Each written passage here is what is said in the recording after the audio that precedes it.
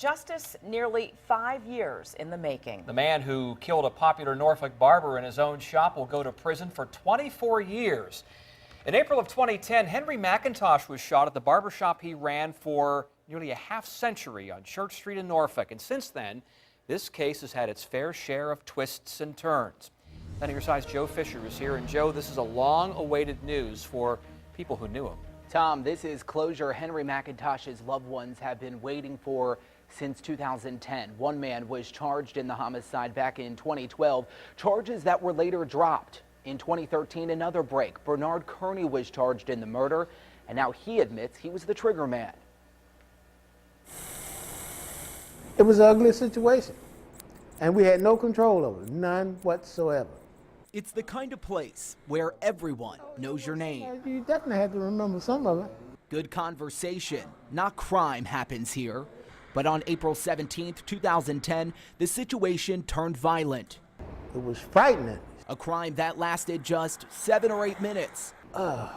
Really a chaotic scene. Forever burned in fellow barber Ivan Boyd's memory. He came through the door and pulled out his weapon and said, "All right, y'all know what this is." A robbery. Everyone forced on the floor at gunpoint.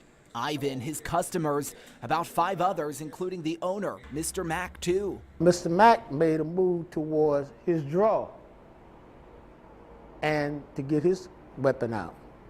And he shot him. Bernard Kearney took off running, going undetected for 3 years. Nearly 5 years has passed since the shooting. Hard to believe, says Ivan, who misses his best friend, a gentleman whose chair was right next to his for 20 years. He looked out for the kids in the community. He would help people. Sometimes even cutting hair for free. Mack's killer now locked up for 24 years, what Ivan calls a light sentence, but he's relieved the shooter is being held accountable. The thing is, I think you should have got a little more for the discomfort of taking that man's life, taking my friend's life away from me and his family. And Bernard Kearney was sentenced for second-degree murder as well as robbery and firearms charges. And that 24 years in prison is just a small portion of the 68 years he originally faced. I'm Joe Fisher, 10 on your side.